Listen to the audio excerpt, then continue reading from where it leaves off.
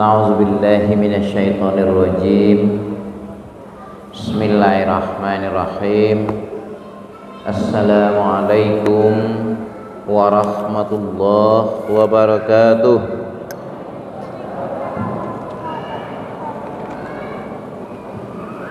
Alhamdulillahirabbil alamin wa bihi nasta'in wa ala umurid dunya waddin. Subhanaka la ilma lana illa ma 'allamtana innaka antal alimul hakim. La haula wa la quwwata illa billahil aliyyil azim. Asyhadu an la ilaha illallah wahdahu la syarikalah wa asyhadu anna Muhammadan 'abduhu wa rasuluh allazi man la nabiyya ba'da wa rasulah. Kata-kata penghormatan kepada seluruh pihak, mulai dari nanggodang sampai ke nang ketek, kita tumpangkan saja penyampaiannya kepada pembicara terdahulu. Puji syukur kepada Allah Subhanahu wa taala. Alhamdulillahirabbil alamin, dan selawat beriringan salam kepada Nabi besar kita Muhammad sallallahu alaihi wasallam. Allahumma salli ala Muhammad wa ala ali Muhammad. Pun kita tumpangkan dulu penyampaiannya kepada pembawa acara. Bapak dan Ibu sekalian, kalaulah tidak salah perhitungan para ahli hisab wa ulil amri minkum, para pemimpin kita di negara itu, yang dalam hal itu adalah para ulama dan Kementerian Agama, maka malam kini puasa kita lah masuk malam nan ke berapa bapak? Ke-6, ke-7, ke-8? Ke-8. Kau ibu nan ke berapa gini? Kompek boleh? Nang ke cek kau ibu nan kompek boleh gini je copek boleh. Nah, sesuai dengan pengumuman Menteri Agama, puasa dimulai pada tanggal 23 Kepotang. Topiknya pada hari Komi. Hari tadi hari Rabu. Lah 7 hari puasa kita bagi yang memulai puasanya hari Kamis.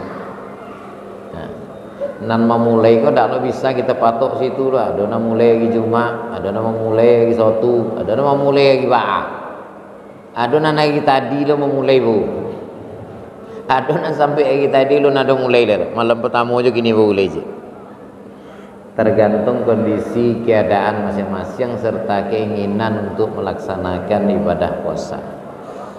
Kalau perhitungan ahli hisab pemerintah, malam ini adalah malam yang ke-8. Mudah-mudahan Bapak Ibu lah 7 hari kita puasa, kini masuk malam yang ke-8 kita qiyamul Ramadan, mendirikan malam-malam Ramadan. Alhamdulillah lah selesai kita melaksanakan sholat Isya secara berjamaah. Insyaallah sebentar akan kita lanjutkan dengan sholat tarawih secara berjamaah, suatu hal ibadah khusus yaitu sholat tarawih yang cuma ada pada bulan Ramadan. Tidak ada sholat tarawih selain pada bulan Ramadan.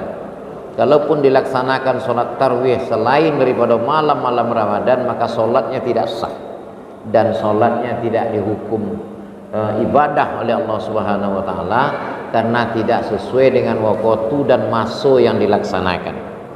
Khusus sholat tarawih adalah sholat sunnah pada malam hari yang dilaksanakan khusus pada bulan Ramadan. Insyaallah mudah-mudahan kita berdoa kepada Allah, amal ibadah kita diterima di sisi Allah, dibalas dengan pahala berlipat ganda hendaknya. Amin ya rabbal alamin. Umur kita dipanjangkan sampai akhir Ramadan tahun kini, sehingga kita bisa melaksanakan dan menikmati indahnya ibadah pada bulan Ramadan. Berdoa kita kepada Allah, semoga dipanjangkan lagi umur kita sehingga sampai pun nanti bertemu dengan Ramadan tahun yang akan datang. sehingga banyaklah perbekalan kita yang bisa kita dapatkan dalam mendapatkan amal ibadah di sisi Allah Subhanahu wa taala. Bapak dan Ibu sekalian, pembahasan kita tak lebih daripada masalah puasa. Al-Baqarah 183. Nauzubillahi minasyaitonirrajim. Bismillahirrahmanirrahim. Ya ayyuhallazina amanu kutiba alaikumussyiyam kama kutiba alal ladzina min qablikum la'allakum tattaqun. Wahai orang-orang yang merasa beriman, diwajibkan kepadamu berpuasa sebagaimana diwajibkan kepada orang-orang yang ada sebelum kamu. Mudah-mudahan dengan berpuasa itu kamu menjadi orang yang bertakwa. Bapak dan Ibu sekalian, masalah puasa sudah dikupas tuntas oleh para dai, para mubaligh, para ulama, para penceramah dari tahun ke tahun, dari malam ke malam, setiap pada malam bulan Ramadan, dari tahun ke tahun dikupas, banyak permasalahannya. Hal-hal yang membatalkan puasa, hal-hal yang menyangkut dengan sunat puasa, bapa orang i'tikaf, bapa hukumnya sahur, apa hikmah puasa dari segi ekonomi, hikmah puasa dari segi sosial, keberadaan puasa, balasan puasa, faidah puasa, amal puasa, adonya lah dibahas. Sajak dari masuk Saisuk sampai kini lah dibahas tuntas. Cuma barangkali mungkin sekedar mau ulang-ulangi aja lagi. Cuma ada hal yang menyangkut di kecian kalau masalah puasa kok. Nah, balik kita ke puasa tadi, balik kaji baru ke puasa kok? Enggak. Puasa kok enggak ada kaji baru. Semenjak pertama diwajibkan puasa itu oleh Allah Subhanahu wa taala melalui perintahnya kepada Nabi Muhammad sampai kini, ompek boleh abad lebih dari dulu. Pelaksanaan puasa seperti itu ke itu juga, tidak ada perubahan. Hanya saja ada hal-hal lain yang terlihat rahasia oleh Rasulullah. Rasulullah Shallallahu Alaihi Wasallam pernah bersabda mengenai puasa kok. Singke aja hadisnya Rasulullah. Kecil Rasulullah, sumu tasihu. Seketek. Sumu tasihu. Puasalah kamu supaya kamu sehat. Aku nang kaji bau Pak. Puasalah kamu supaya kamu sehat. 3 boleh abad orang meneliti, tidak ada hasilnya. Baru di akhir abad ke-20, di awal abad ke-21 kok, barulah banyak orang yang meneliti tentang bahasa Rasulullah itu. Puasalah kamu supaya kamu sehat. Apa hubungan kesehatan dengan puasa? Kaji ko ya kaji baru Pak. Kaji baru, insya Allah kita kupas tuntas kini. Kaji baru. Kenapa kaji baru? Iko melalui penelitian, melalui pengamatan, melalui percobaan yang dilaksanakan oleh orang-orang yang berilmu tinggi, para guru-guru besar di perguruan tinggi, profesor orangnya yang meneliti itu. Cuma sayang Pak, Bu, yang meneliti kok non muslim, sehingga apa nanya pendapat rahasia yang pendapat itu tidak dikembangkan, dipendamkannya. Sebagian yang meneliti kok dapat hidayah, kemudian dia mualaf masuk Islam, baru dikembangkannya. Sebagian tidak, makanya diamkan. Yang paling berkembang itu Pak dari 2002 boleh sampai 2022 ke petang, 10 tahun berlalu itu luar biasa sekali penelitian orang Pak. Luar biasa sekali. Kita kupas masalah EKCC. Luar biasa sekali. Di 2021 Penelitian terbesar itu terjadi di Jerman. Nah, itu bukan puasa Pak, kita singkirkan puasa dulu, sholat dulu, semayang. Di Jerman, seorang guru besar di perguruan tinggi Universitas Hamburg di Jerman, Profesor Dr. David Hassler namanya, meneliti apa hubungan sholat atau sembahyang kok dengan penyakit usus buntu. Rupanya setiap ibadah yang kita laksanakan kok hikmahnya kesehatan sangat banyak sekali Pak. Bu, banyak. Cuma sayang ikon tidak terbuka. Ditelitilah oleh orang-orang yang berilmu tinggi, para profesor, para ahli kesehatan, orang-orang yang menguasai tentang ilmu kesehatan di presonya itu. Salah satunya tadi yang kita bilang tadi, hubungan sholat dengan penyakit usus buntu. Dikaji dulu usus buntu. Usus buntu adalah usus yang terletak di dalam perut manusia dan merupakan bagian dari sarana pencernaan yang tidak berfungsi sama sekali. Bapak Ibu beko silakan tanya ke orang kesehatan, kok ada bidan, kok ada dokter, kok ada perawat, tanyain kayaknya. Proses alat pencernaan dalam tubuh hawa dimulai dari muncung. Di dalam muncung ada gigi, di dekat gigi ada lidah, dari lidah ada kerongkongan, tarik ke bawah. Itu alat pencernaan Pak. Masuk ke dalamnya kunyah di gigi. Apa fungsi gigi? Melunakkan dan menghancurkan bahan-bahan yang kowe. Di dalam itu gigi itu ada lidah. Apa fungsi lidah? Merasakan apa rasa daripada makanan yang kita makan. Kalau unsurnya banyak karbohidrat, maka wasonya ujung pada mani. Nasi itu apabila lama kita punya kunyah Pak akan terasa manis. Kenapa? Karena unsur karbohidrat dan zat gulanya tinggi. Itu lidah nama masuk. Kalau kita masukkan ke dalam muncung, kalau kemudian kita punya zat unsur podenya lebih tinggi, maka terasa pode. Ada kutu di padain coba lah. Cuma masuklah ada kutu kalau muncung waktu kunyah-kunyah. Kalau tak bailian selego dia sudah itu entah. Kenapa? Karena unsur podenya tinggi. Habis di lidah dilulu ke dalam melalui kerongkongan. Dari kerongkongan terus ke lambung, powik godang. Apa fungsi lambung? Menghancurkan seluruh makanan yang lah masuk melalui mulut. Kalau nyakunya dari gigi tak sempurna hancur, di dalam lambung tu dilebur sadonya tu. Itu yang disebut dengan powik godang. Kalau tiba kita membantai itu anak, bantai jawi, bantai kobo, besuah sinan ko powi hitam, ko powi tobe, itu lambung namanya. Fungsinya menghancurkan makanan. Setelah lambung, makanan kau diteruskan. Kamu apanya? Usus 12 jari namanya. Pendeknya Pak, usus 12 jari. Dari usus 12 jari terus ke usus halus. Di usus halus kalau diserap kalau ada zat-zat makanan, vitamin, protein, apa segala macam yang dipergunakan di tubuh, di situ diserap oleh darah. Kalau makanan kau banyak vitamin dan mengandung unsur darah, maka itu akan diserap oleh darah, akan menjadi darah merah. Dari usus halus terus ke usus besar, ke usus godang. Dari usus godang itulah ampas-ampas tuh, sisa-sisa makanan, ujung akhirnya nanti pagi, besok pagi pergi ke WC dibuang. Tuh makanan nandak dipergunakan tubuh.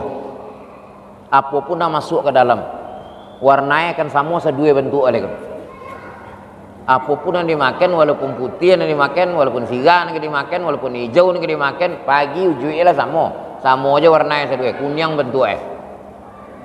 Itu nandak dipergunakan.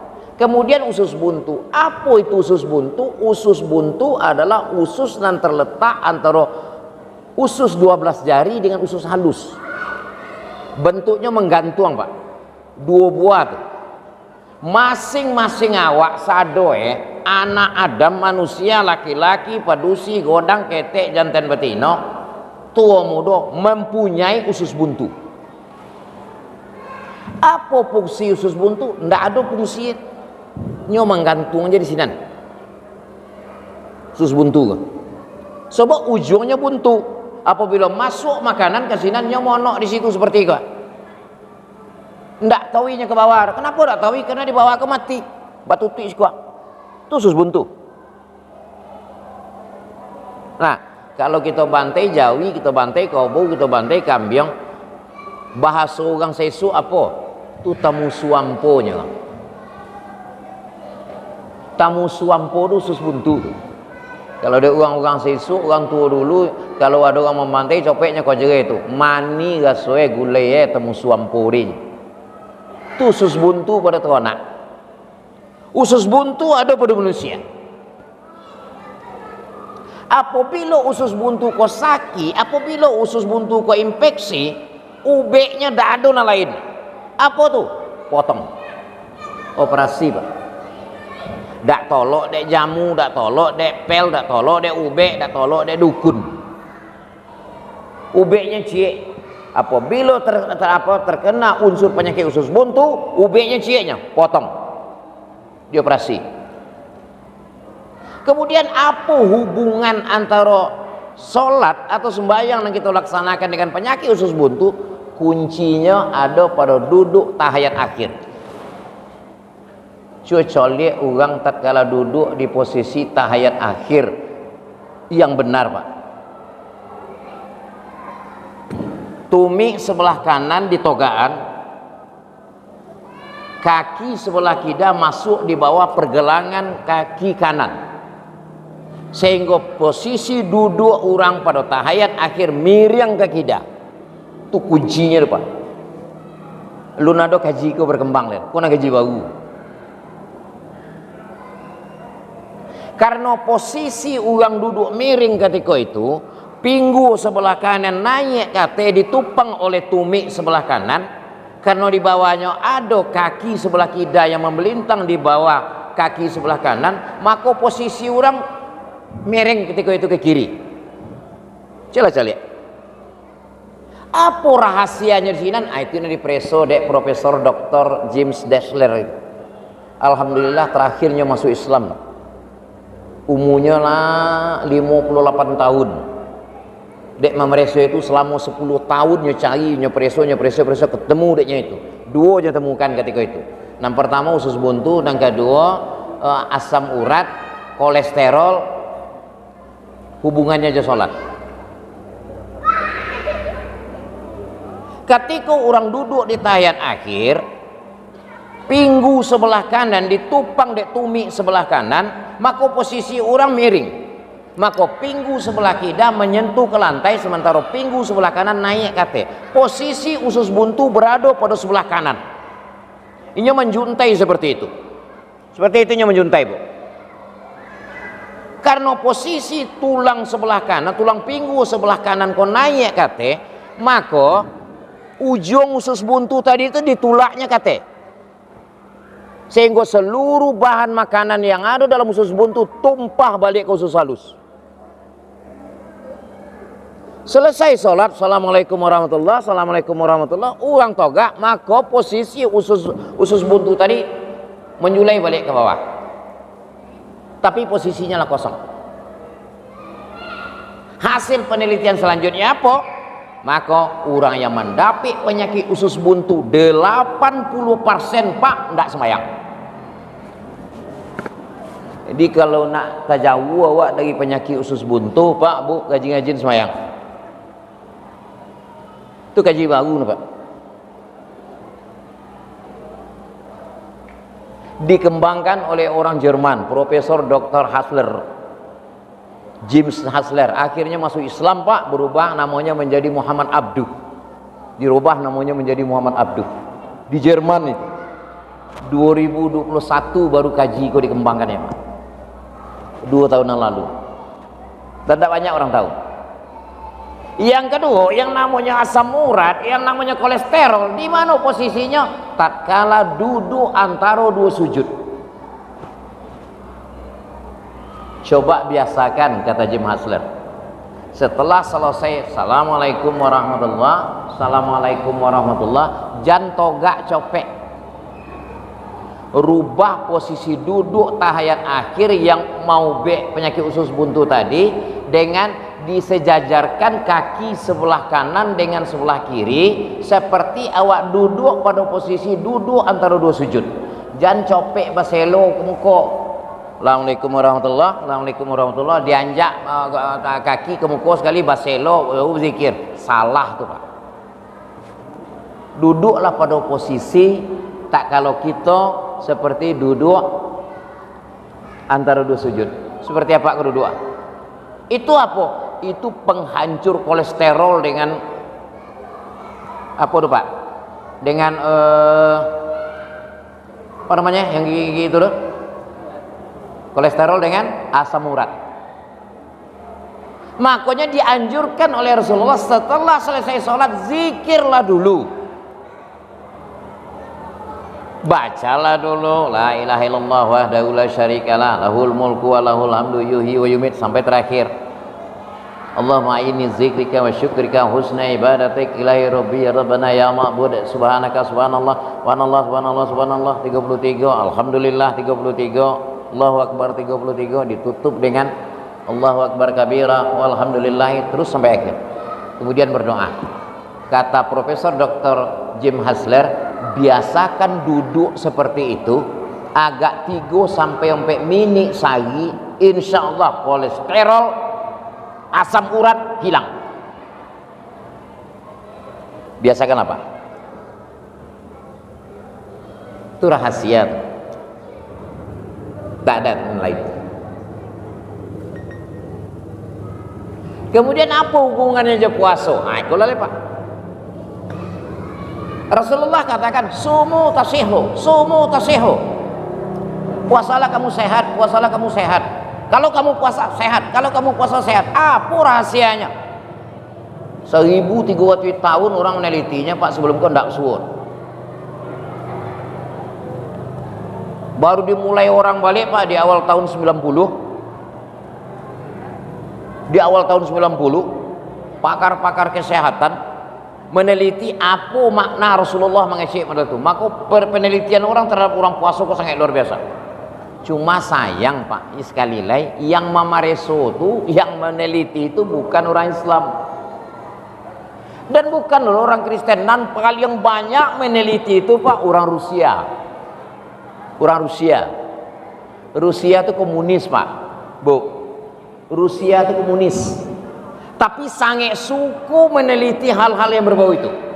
Alhamdulillah kabar terakhir di Rusia yang komunis tulen itu, yang penduduknya nomor 2 terbesar di dunia, mendekati angka 3 miliar, itu perkiraan orang di tahun 2040 lebih dari 50% masyarakat Rusia atau bangsa Rusia Muslim. Kristen tidak berkembang saudara Pak. Muslim luar biasa berbondong-bondongnya orang Rusia itu kini masuk Islam. Vladimir Putin presidennya yang notabene adalah orang komunis tulen membiarkan itu. Kalau dulu kan tidak boleh seketek lah, tidak ada Tuhan dah. Yang ada cuma negara, makanya negaranya bersifat sosialis. Ya di apa itu? Di Rusia itu. Kalau kini tidak, di Babian Selek, di Moskow, kota terbesar di Rusia itu kini terbangun sebuah masjid gudang di situ yang luasnya 3,5 hektar, Pak. 3,5 hektar mampu menampung jemaah sekitar 2 juta lebih. Dibangun itu di Moskow. Dan itu dibabian dari pemerintah. Yang banyak meneliti itu orang-orang situ. Ditelitinya tuh, ada 4 bagiannya yang pernah ditelitinya Pak, dan membenarkan bahwa kecek Rasulullah itu seperti itu. Nggak usahlah kita jauh dulu, kayak gitu aja lah. Tatkala kita kadi pakai sodek dokter, kadi uku darawa, bapo gula darawa, bapo kolesterol awak, bapo kondisi jantung, bapo kondisi ginjal apa segala macam. Nanti suwo dek dokter dulu awak mengapa? Kem puasa aja dak. Dak ada dokter ngecek, makan konyang lah Pak, ibu dulu makan sekonyang-konyangnya, muka bau pakai saudara. Ndak kena ada Pak. Puasa dulu. Puasa dulu. Setelah puasa pokok di saudara. Kenapa? Dari situ disimpulkan secara garisnya bahwa puasa yang dilaksanakan oleh manusia itu bisa menetralkan kondisi yang ada. Dari situ baru nyukur beko. Berapa gula darah awak, berapa kolesterol awak, berapa hal-hal lain. Asam urat berapa pula, baru nampak di situ. Ah sudah itu kok makan lagi. Ada seorang ilmuwan Rusia, Pak, di Amerikanya, menjadi guru besar di UCLA namanya, Universitas California Los Angeles. Itu perguruan tinggi yang paling ternama di Amerika. Kalau orang tamatan itu luar biasa, tuh orang-orang yang kancang-kancang seutaknya, yang utaknya memang cair sadonya. Inyo guru besar di situ. Diambil orang Amerika sebagai guru besar. Namanya Profesor Dr. Klorenkov. Dokter dia, Pak. Ahli kesehatan bagian penyakit dalam, tapi lebih menitik beratkan kepada penyakit psikosomatik. Itu luar biasa itu.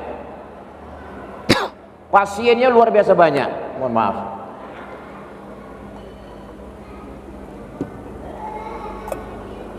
Orang bobek kayaknya luar biasa banyak.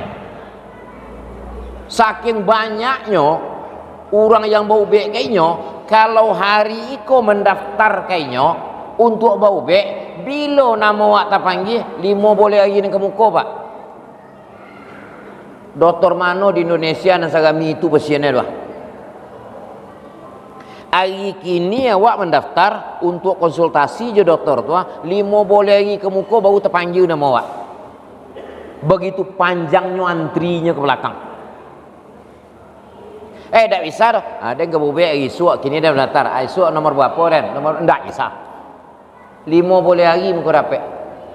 Nan kata panggil esok tu adalah orang nak mendaftar 4 boleh lagi nan lalu. Demikian banyaknya pasiennya yang dihadapi oleh Klorenkov. Cuma sayang Klorenkov kok tidak dapat hidayah.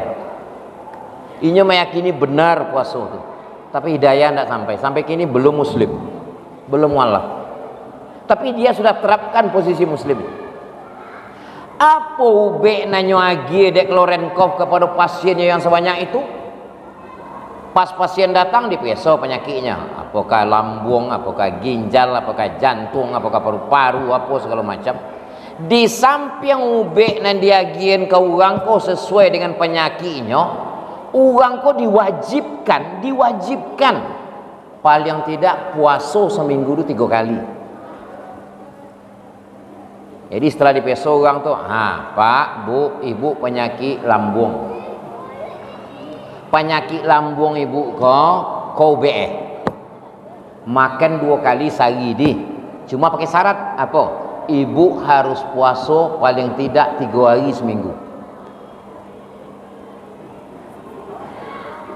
Bila hari itu Pak? Hanya patoklah hari itu hari Senin, hari Selasa, hari Senin, hari Kamis dan hari Sabtu. Anjuran Rasulullah, Pak, Bu. Jadi puasa Senin Kamis itu sangat luar biasa sekali pengaruhnya kepada kesehatan, Pak. Jangan puasa Ramadan dulu kita kaji. Puasa Senin Kamis tuh. Dan banyak orang nan sehat dehnya di Amerika tuh gara-gara itu. Itu kaji baru tuh. Itu Klorenkov.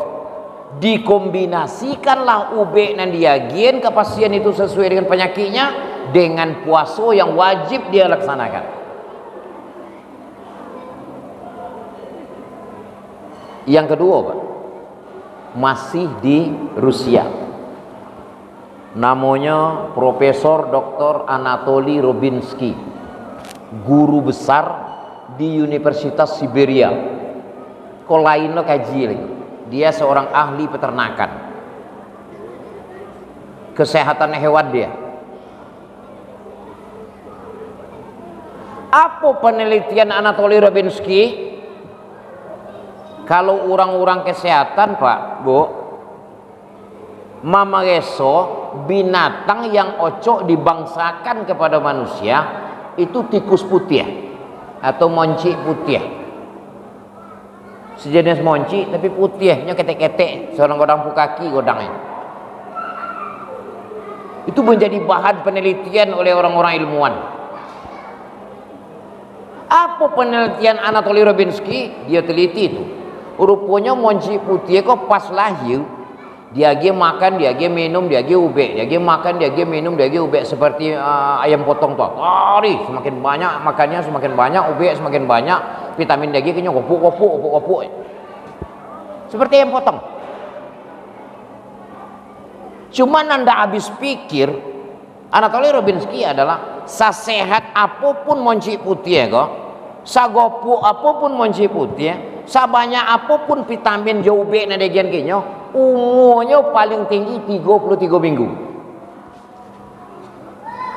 Setelah 33 minggu monci ko mati. Kenapa? Umurnya itunya.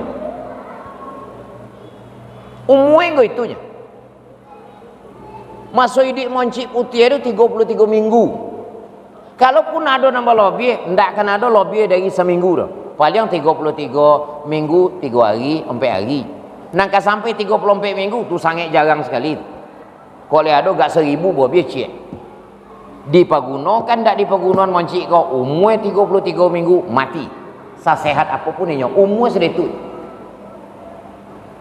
Apa penelitian yang dilaksanakannya? Diambilnya lah anu puasa ke Pak. Dipuasokan monci ke. Sehingga magi makan, magi minum, magi ubek pakai pola puasa. Sekali berapa? Sekali 6 jam. Sekali 6 jam dia makan, dia minum, dia ubek. Sudah itu setelah 6 jam sudahnya makan, ambil sudah makanan tadi, kosongkan. Bila dia makan le 6 jam nang kemuko. Baru dia makan, dia minum, dia ubek. 6 jam. Begitu tadi. Sekali 6 jam lagi makan, sekali 6 jam lagi makan, lagi ubek, lagi minum, lagi ubek. Apa hasilnya? Umur monci ke tikus putih itu meningkat menjadi 46 minggu. Dari 33 minggu sampai 46 minggu. Kesimpulannya apa? Kalau ingin umur panjang, rajin puasa. Jadi puasa bisa memperpanjang umur. Itu orang kesehatan tuh Pak. Nggak uya-uya no ngecek itu dah. Orang yang tidak beragama Islam tapi meyakini itu benar. Jadi kalau apa-apa ibu-ibu alhamdulillah kalau dalam kolai puasa tu. Pai pulang kok ada kaji ni kali pulang. Kok ada anak menantu, anak cucu yang tidak pernah puasa keceng genyo. Ang kalau tidak puasa ang capek mati. Ang kau nak panjang umur puasa leh. Jangan begitu. Itu penelitian. Seperti itu dia.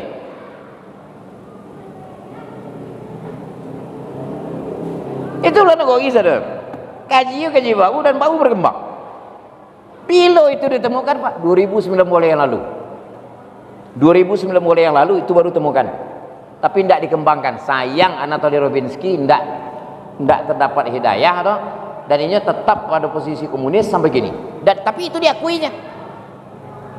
Puasa yang dilaksanakan oleh orang Islam atau Muslim itu keceknya bisa memperpanjang umur. Nyolah mengecek pada itu. Cuma sayangnya tidak dapat hidayah. Dan itu sudah berkembang di Rusia. Luar biasa sekali. Tuh kalau puasa dipandang dari segi kesehatan. Cek lagi, jangan kecek ini ndak. 2017 lalu, 5 tahun yang lalu. Di Jakarta Universitas Indonesia, Fakultas Kedokteran Universitas Indonesia, perguruan tinggi paling tanamu di Indonesia dan paling tinggi nilainya di Indonesia terletak di Jakarta, namanya UI, Universitas Indonesia. Dekan Fakultas Kedokteran namanya Profesor Dr. Sumiarti, orang awak Pak, orang Indonesia, kelahiran Jawa Timur. Apa yang ditelitinya? Imun. Dari 2007 boleh sampai awal 2009 boleh meneliti 2 tahun. Di awal COVID ketika itu baru dipublikasikan. COVID mulai berkembang dipublikasikan lah itu. Apa? Imun tubuh. Dulu kan kalau di COVID itu namanya imun. Rupanya di dalam tubuh awak kok Pak ada 2 unsur. Unsur pertama diprakarsai oleh darah putih. Apa itu? Zat antibodi yang ada dalam diri manusia untuk menangkal seluruh virus yang bisa masuk. Itu jumlahnya 43% dalam tubuh awak. Yang kedua, unsur darah merah. Namanya artikel-artikel bebas yang ada dalam darah awak tuh yang bisa merangsang masuknya apa ke dalam virus ke dalam tubuh. Itu jumlahnya pun 48%, lebih banyak itu lah. Apa yang diteliti dek Profesor Sumiarti? Di presonya 10 orang 10 orang. Diambil 10 orang dan berpuasa, diambil 10 orang dan tidak berpuasa. Diteliti itu dari segi daya ketahanan tubuh atau imun tubuh. Apa yang didapatkannya luar biasa sekali. Orang nan berpuasa, zat antibodi yang ada dalam tubuhnya yang diprakarsai oleh darah putih tadi, yang jumlahnya 43% meningkat menjadi 72%. Sementara orang nanda puasa ditelitinya, artikel-artikel bebas yang ada dalam sel darah merah, dari 47% turun menjadi 22%. Jadi kok seandainya adalah sabau pak, bawa kumpul-kumpul sama-sama, itu gak beli 5 orang, bawa 6 orang atau gak 10 orang, ada 8 orang berpuasa, 2 orang tidak, maka 2 orang kok terancam murah dapat penyakit. Murah dapat penyakit. Jadi orang yang rajin berpuasa tuh daya tahan imun tubuhnya itu tinggi. Itu dokter Godang nama Meso nih. Tak sembarang orang, tak kaji bau dulu, tak kaji kelemari tu. Melalui bertahun-tahun dia periksa. Jadi kesimpulannya apa? Kesimpulannya apa di situ? Puasa bisa membentengi diri manusia dari masuknya unsur-unsur virus penyakit ke dalam tubuh. Sehat ya.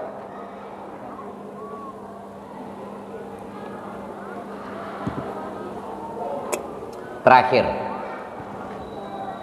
almarhum kawan Ambo di Padang 2018 yang lalu meninggal, namanya Sultan Zaili Asril, wartawan senior Sumatera Barat,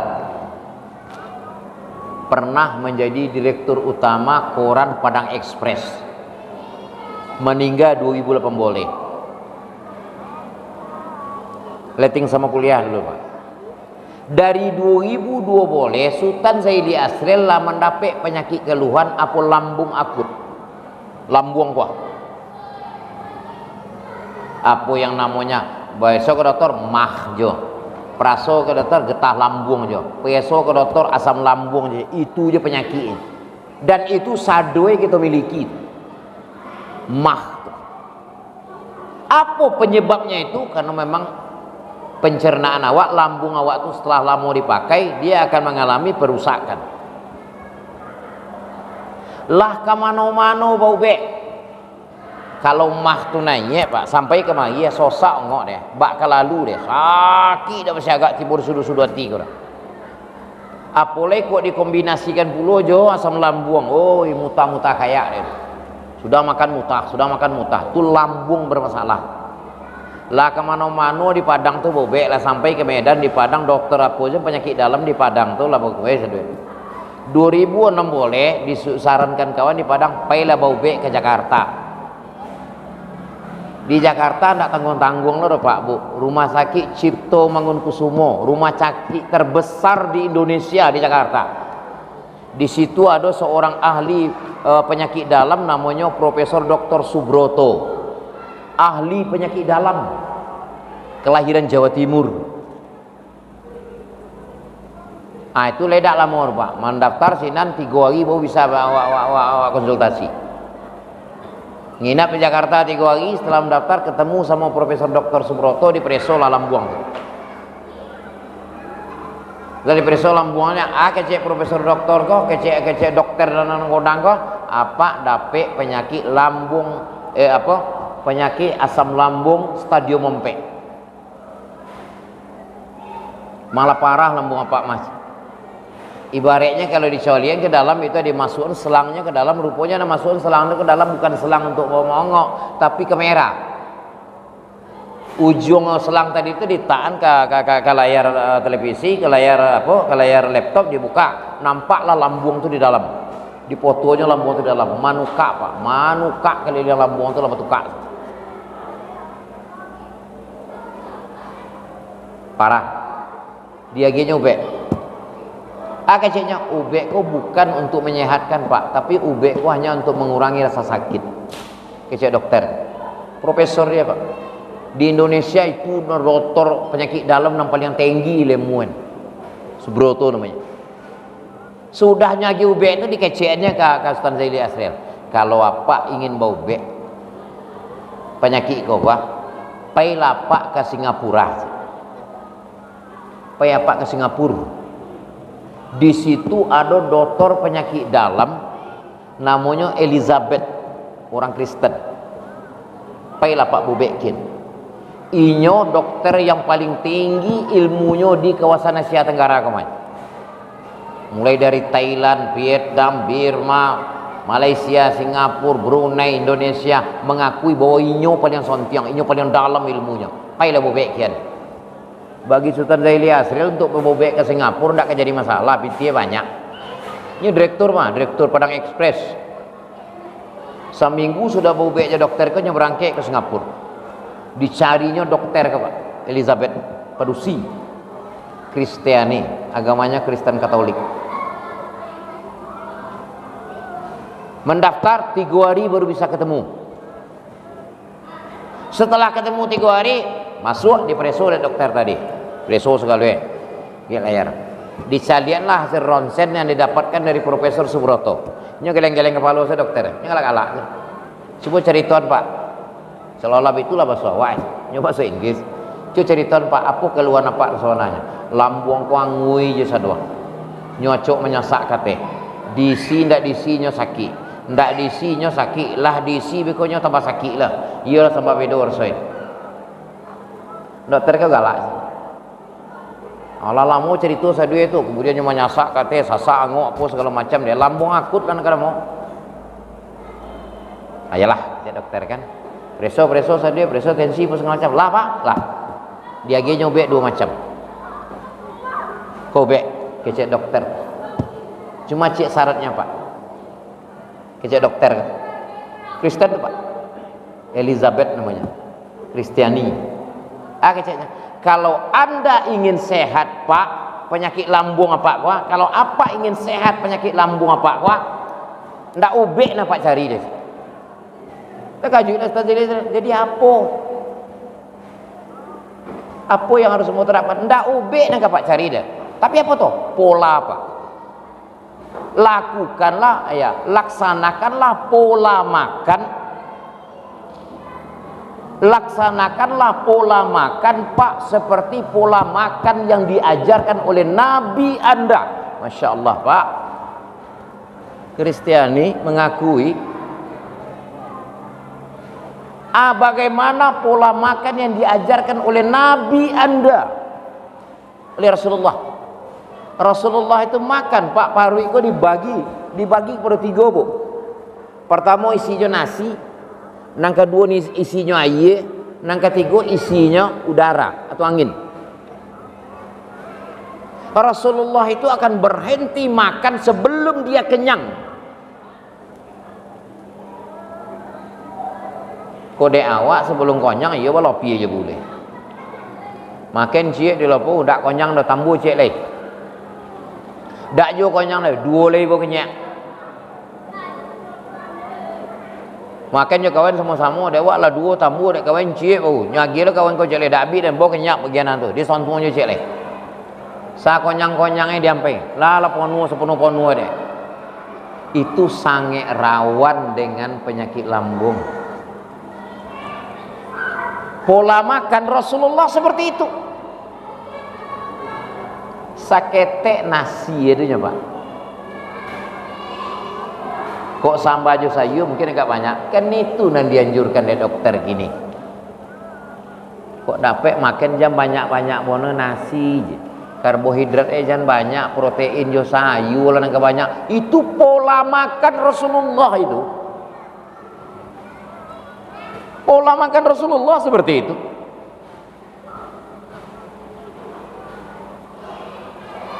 Dan berhenti sebelum kenyang. Kok gak diulang lo kok 2 jam 3 jam akan datang, terserah. Tapi jangan tak kala mesi pertama itu jangan terlalu penuh. Makanya kita disunatkan tak kalau kita berbuka puasa itu Pak minum air ya. Bagaimana minumnya Rasulullah? Rasulullah itu memulai minum itu 3 tegukan. Kalau kita pas babuni serine dapet teh mani atau kopi seorang kok babuni serine diambil. Kadang-kala lupa lo membaca doa ke Pak. Dek kawi siang bambi ayu basontuang langsung udah putui sekolah kok. Sangat berpengaruh kepada kesehatan jantung Pak. Tanyalah ke orang-orang kesehatan kalau enggak. Rasulullah itu apa? Bismillahirrahmanirrahim. Minum dulu 1 tegukan. Tunggu sebentar Pak. Minum lagi 3 tegukan. Setelah 3 tegukan gantian sebentar. Itu lebih lah dak gen. Jangan pas dapet langsung disantung. Apalagi TS. TS itu kalau bawa buku rak tanggung lama diminum dulu Pak. Tapi kesehatan jantung sangat luar biasa tuh. Tanyalah ke orang, ke dokter, ke perawat, ke bidan, tanyalah. Sangat berpengaruh kepada jantung tuh Pak. Apalagi umur-umur kita lah di atas 50. Jangan biasakan minum air dingin. Biasakan minum air hangat. Insya Allah jantung kita aman. Itu pola Rasulullah. Dan itu dokter Kristen kan mengecek. Pakailah pola makan yang diajarkan oleh Nabi Anda. Diakuinya kebenarannya. Itu hubungannya aja puasa. Nah, kalau kita masih ada di bulan Ramadan kini, saya ketek lah Pak.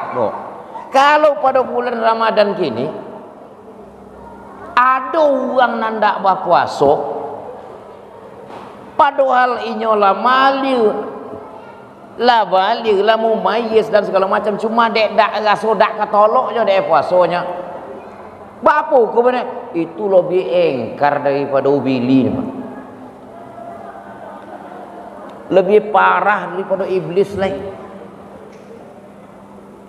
Kenapa lebih parah dari iblis? Iblis dak omo sujud kepada siapa? Kepada Adam. Kata nolanya sujud. Tak kalau Allah menyuruh sujud kepada Adam, nyodak muat. Kata nolak patuh. Sebelum Adam dilahirkan, iblis itu patuh saja. Masa mau jadi malaikat mah? Tapi terkala Adam lahir disuruh sujud kepada Adam, nyodak muat. Kepada Allah sujud. Iko kepada Allah sendiri tidak mau patuh. Apa tak lebih parah daripada ubili?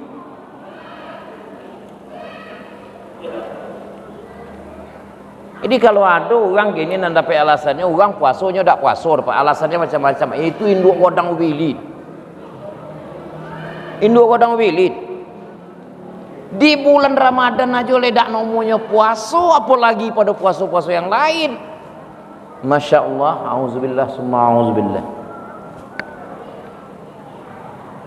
Dari segi hukum seperti itu. Itu jaleh-jaleh. Mah diambil kesimpulan apa? Orang nanda mau puasa rupa itu anak-anak. Ya pada ketek-ketek umur 3 tahun, umur 4 tahun tak tolok dia puasa lah, itu anak-anak. Jadi kalau ada orang nanda puasa, paknya lah panjang, umurnya panjangnya anak-anak ni. Sungguh aja dah panjangnya dulu. Ya anak-anak, kenapa nya tak puasa? Yang boleh meninggalkan puasa itu kan anak-anak. Atau yang kedua, apa yang kedua? Ya berubah ke. Itunya. Orang yang boleh meninggalkan puasa Ramadan itu kan itu. Yang pertama anak-anak, yang kedua orang berubah ke. Ada kecil tak puasa Ramadan, ya berubah ke. Tak kebongi lah kurang terserah. Tu hikmah puasa dari segi kesehatan. Baru kaji itu. Jadi secara tidak langsung apabila kita melaksanakan puasa seperti itu, silakan tanya ke orang-orang kesehatan, tanyalah ke dokter, tanyalah ke perawat, tanyalah ke bidan untuk orang kesehatan seperti itu, bersuhu kajian seperti itu. Itu hikmah puasa dari segi kesehatan. Dan itu kajian memang kaji baru melalui penelitian para orang-orang yang berilmu pengetahuan. Kemudian kita balik, saya ketek di balik apa? Apa guna puasa kau diturunkan oleh Tuhan Allah? Ada dua hal, Pak. Dan diagi dari Tuhan Allah keistimewaan. Yang pertama tompek, dan kedua masuk. Apa tompek? Tompek istimewa yang apabila kita sampai ke sinan, sehingga pahala atau amal ibadah yang kita lakukan di situ jauh lebih godang daripada yang lain. Contoh haji dan umrah. Sekali orang sholat di Masjidil Haram itu, Pak, itu 100.000 kali sama aja sholat Masjid Iqwa. Mau di Masjid Iko, mau di Masjid Komang, mau Masjid Tanjung Koliong, mau Masjid Ayamo, mau Masjid Muaro, mau Masjid Jakarta, mau Masjid manapun, itu sama itu. Sekali wak sholat sini berjamaah Pak, yadanya 27. Tapi sekali kita sholat di Masjidil Haram, pahalanya 100.000 kali daripada godangnya Pak Idah kita berdapat daripada sholat di masjid lain. 100.000 kali itu Pak, 55 tahun 8 bulan 6 hari. Di sekali kita sholat di Masjidil Haram itu sama aja kita sholat di masjid lain 55 tahun 6 bulan 50 hari 80 hari. Sekali sholat di Masjid Nabawi di Madinah itu 1.000 kali. 1.000 kali itu 6 bulan 80 hari tambah 3 waktu. Begitu godangnya sini, itu tompek istimewa yang memang diagih kelebihan oleh Allah Ta'ala. Nah kedua masuk, apa itu masuk? Waktu. Apa itu waktu? Seperti sholat, seperti Ramadan. Sekali awak sholat di Ramadan, pahalanya dilipat gandakan sampai 10, 20, 70, bahkan sampai 700 kali lipat. Untuk apa iko diagih dari Allah? Untuk mengimbangi dosa-dosa yang awak lakukan. Jujur awak ke diri awak, Pak. Sajak bila sembahyang awak kusuk, sajak bila sembahyang apa-apa nalai tak pernah tinggal, nalai tak umpang. Cuy tanya lah, sajak umur 10 tahun ada rasa tidak, umur 30 tahun masih bolang. Kenapa rahasia Rasulullah itu diangkat menjadi Nabi dan Rasul pada umur 40? Karena umat Rasulullah itu dipandang baru bisa berpikir logis pada umur 40. Umur 40 tu baru tabi pengoneng, Pak. Tapi kalau lah lompek puluh, mula lewek lompek puluh, mudah juga tabi pengoneng untuk sembahyang lah. Insya Allah sampai mati tidak sembahyang. Sebab kenapa? Kadar umur lah sampai. Rasulullah diangkat menjadi menjadi nabi itu umur 40. Kenapa? Dipandang pada umur 40 baru umat Rasulullah kita kok baru berpikir logis. Baru di saat itu baru bisa berpikir kita ke akhirat. Kok lah daripada itu hong Allah hong Muhammad pengen kenal lain je. Sure kita bayangkan umur 40 baru sempurna. Taruhlah kita buat di sini baru sempurna, baru kita beramal ibadah. Berarti 40 tahun bolang-bolang. Umur 40 baru bisa beramal ibadah. Berapa bulan umur Pak? Taruh dipanjangkan tonola lah umur sampai 80 tahun. Berarti 40 kita beribadah, 40 lah kita berdosa. Satu-satu main berapa? Kalau ndak ada lah diagi dari Rasulullah mudah tu ndak kena ada kita seorang Allah aja masuk surga. Kenapa? Kalah amal ibadah dari dosa. Lebih lama kita berbuat dosa daripada kita berbuat pahala. Makanya Allah memberikan tompek je waktu-waktu istimewa. Untuk apa? Mengimbangi dosa-dosa. Dikalikanlah iko kalau beribadat pada bulan puasa itu dikalikan 70 sampai 700 kali lipat. Supaya apa? Dosa-dosa lama itu bisa tertimbun di amal ibadah. Makanya pergunakanlah Ramadan itu dengan sebaik-baiknya, Pak, Bu. Apalagi di malam bulan Ramadan itu ada suatu malam yang disebut dengan Lailatul Qadar, lebih baik daripada 1000 bulan. ndak payah ke mencari Lailatul Qadar tu dah, Bu. Pak. Bila Lailatul Qadar jangan boleh cari je ke ndak payah. Apa? Lailatul Qadar itu adalah malam yang ganjil pada 10 terakhir bulan Ramadan. Jangan pernah ditinggalkan Mas Haji pada 10 terakhir Ramadan. Pasti dapat. Rutinkan berwakaf, Pak, berimpak, bersedekah pada 10, paling tidak 10 terakhir Ramadan itu. Sesuai kapasitas awak. Berapa tolong? Umpamanya 50.000. Jangan pernah lupa, Pak, 10 terakhir Ramadan itu 50.000 semalam, 50.000 semalam, 50.000 semalam. Salah satu dari yang 50.000 itu pasti akan disentuh oleh Lailatul Qadar. Cuma kita tidak tahu malam yang keberapa, itu rahasia Allah. Anda payah kan? Kalau kita tungguin malam itu setiap malam sampai hari terakhir Ramadan, insya Allah salah satu akan kita dapat. Itu peimbangi dosa-dosa yang pernah kita lakukan ketika muda-muda, ketika kacak boti-boti, kita kacak longen-longen, muncung kelaluan dan segala macam. Itu gunanya, Pak, untuk mengimbangi dosa-dosa awak supaya amal ibadah kita itu lebih banyak daripada dosa yang pernah kita laksanakan. Maka dilipat ganduan, dilipat ganduan, dilipat ganduan. Itu tujuan Allah memberikan. Berapa sayangnya Tuhan Allah kepada manusia. Tinggal di kita melaksanakan. Mudah-mudahan ada manfaat dan faedah bagi kita bersama. Azza wa minkum. Assalamualaikum warahmatullahi wabarakatuh.